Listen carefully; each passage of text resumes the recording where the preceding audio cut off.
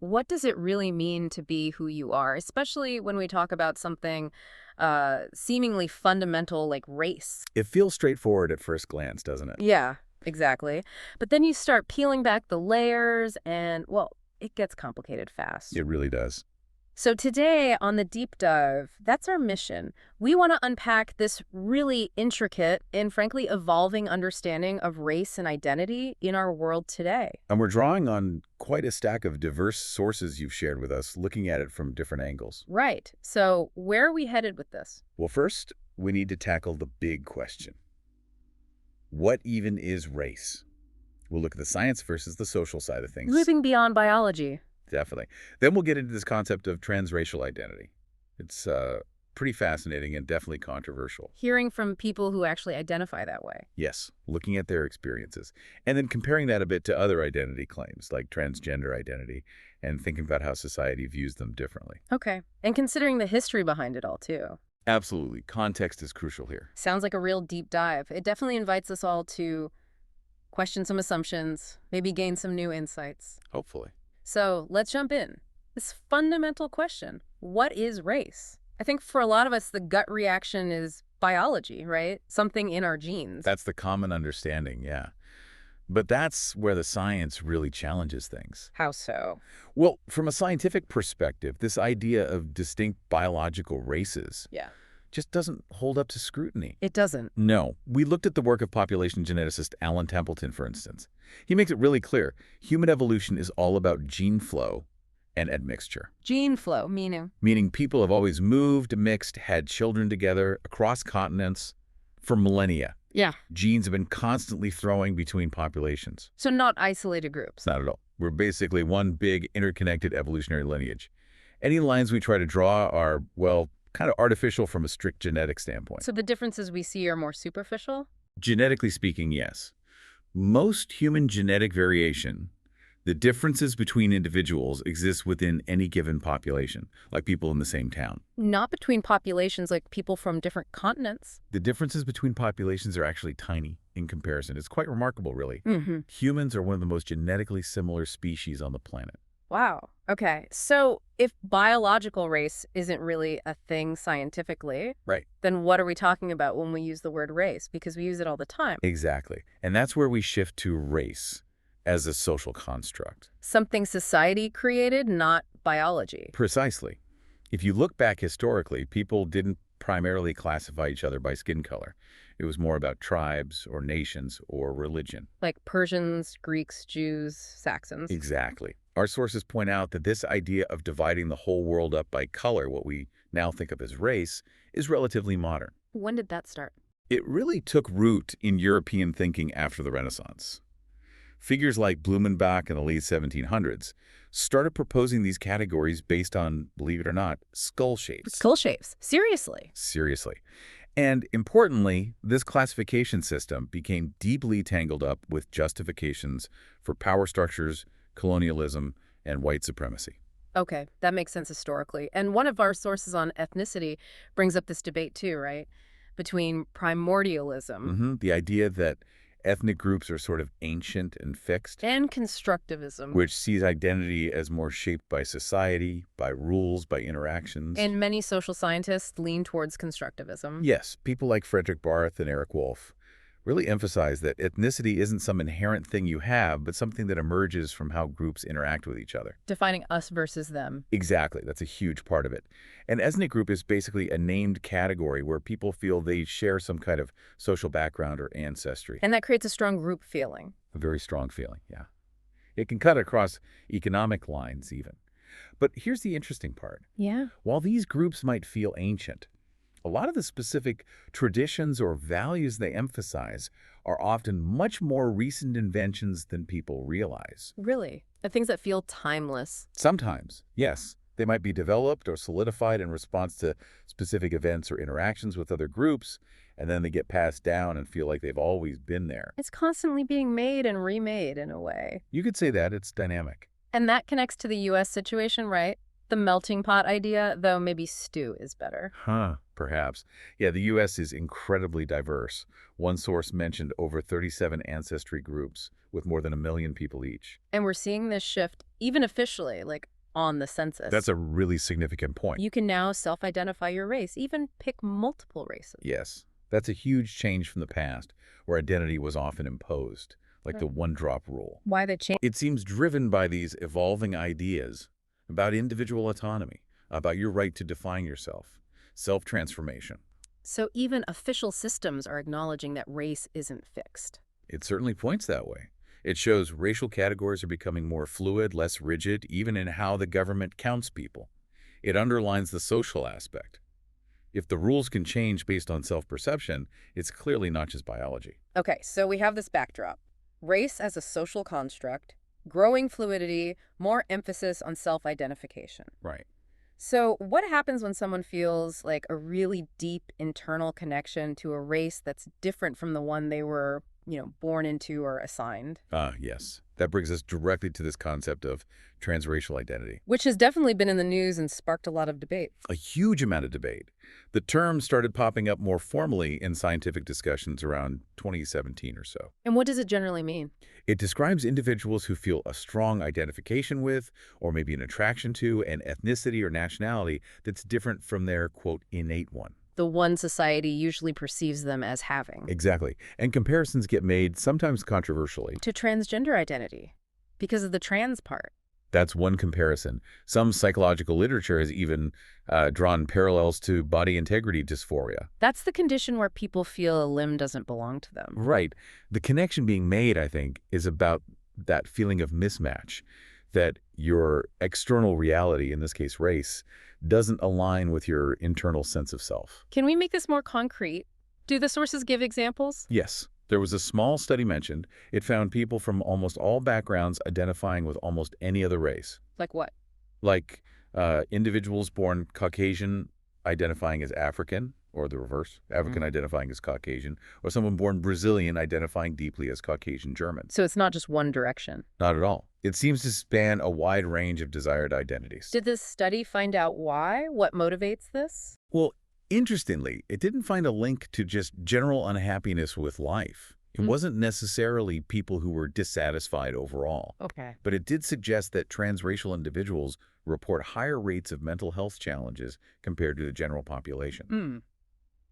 But the cause and effect isn't clear. No, it's complex. Does the distress about race contribute to mental health issues? Or do existing vulnerabilities maybe lead some to explore identity this way?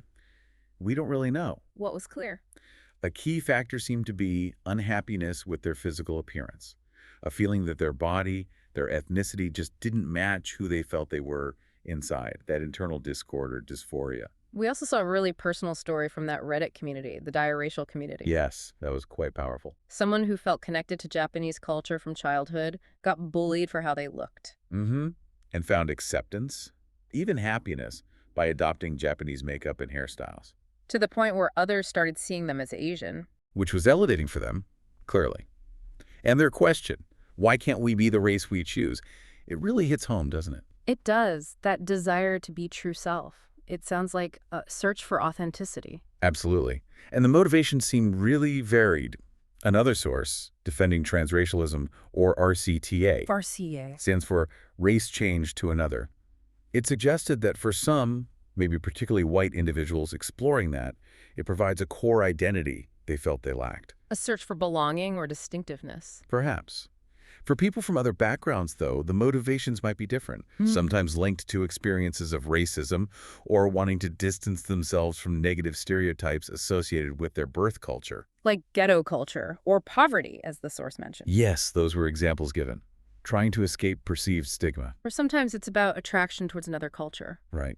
The source mentioned some individuals of, say, Chinese heritage wanting to be Korean or Japanese because they saw those cultures as more awesome somehow. So it really runs the gamut, escaping negativity, finding identity, aspiring to something else. It seems incredibly personal and complex, driven by a mix of internal feelings and external perceptions or pressures. And then you have extreme cases, like Martina Big. Ah, yes. The woman discussed on that podcast source. A white woman who used extensive medical means, tanning injections, other procedures to change her appearance to look black. It's a very striking case.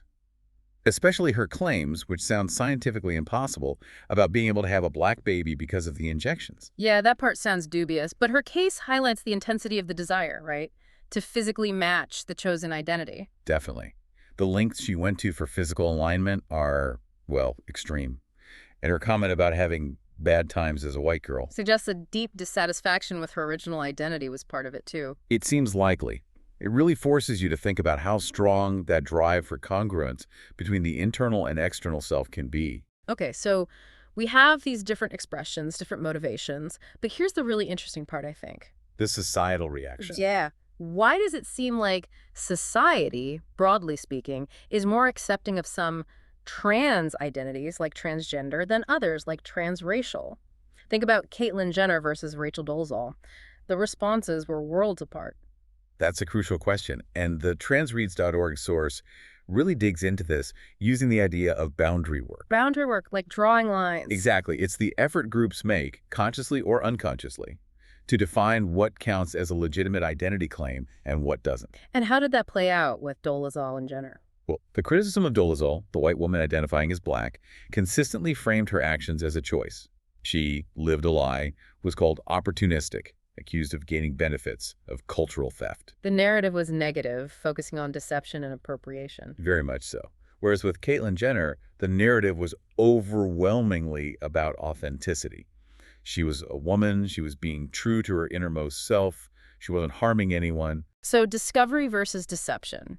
Innate versus chosen. Precisely. Yeah. It's a stark difference in how the same basic concept, identifying differently from one's assigned category, was framed and received. And the paradox highlighted in that source is fascinating. On the cultural left, which often supports identity fluidity, Right. gender voluntarism, the idea you can choose or determine your gender, is pretty widely accepted now.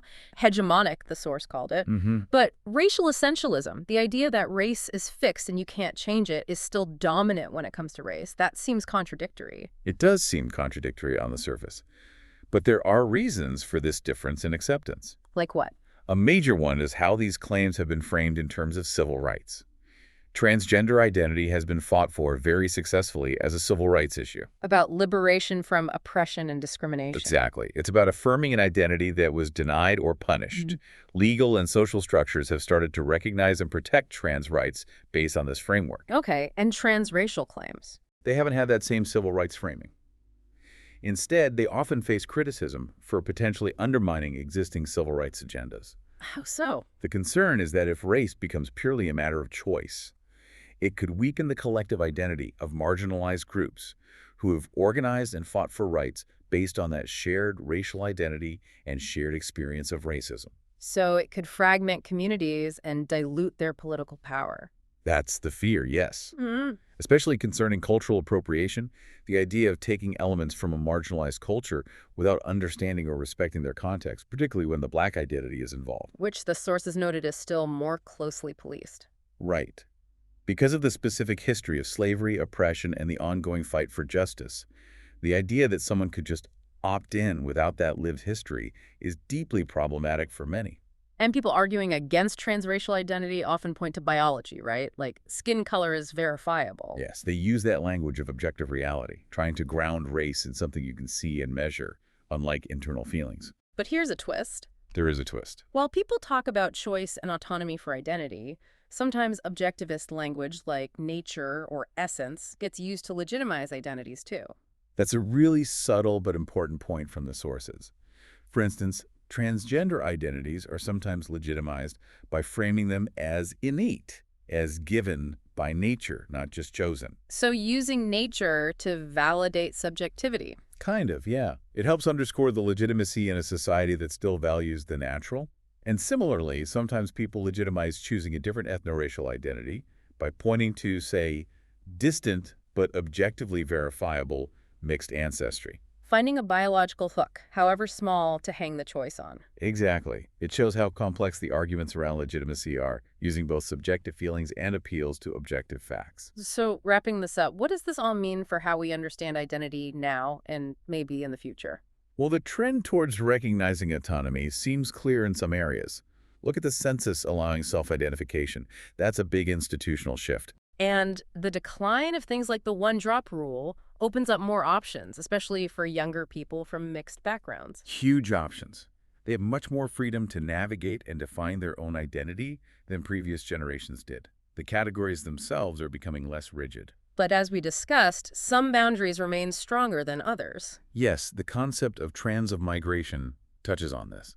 While maybe fewer people feel the need to permanently pass from one category to another if inequality lessens, some identities, particularly Black, still carry that historical weight that leads to more policing around who can claim them. Concerns about appropriation aren't going away. It seems not.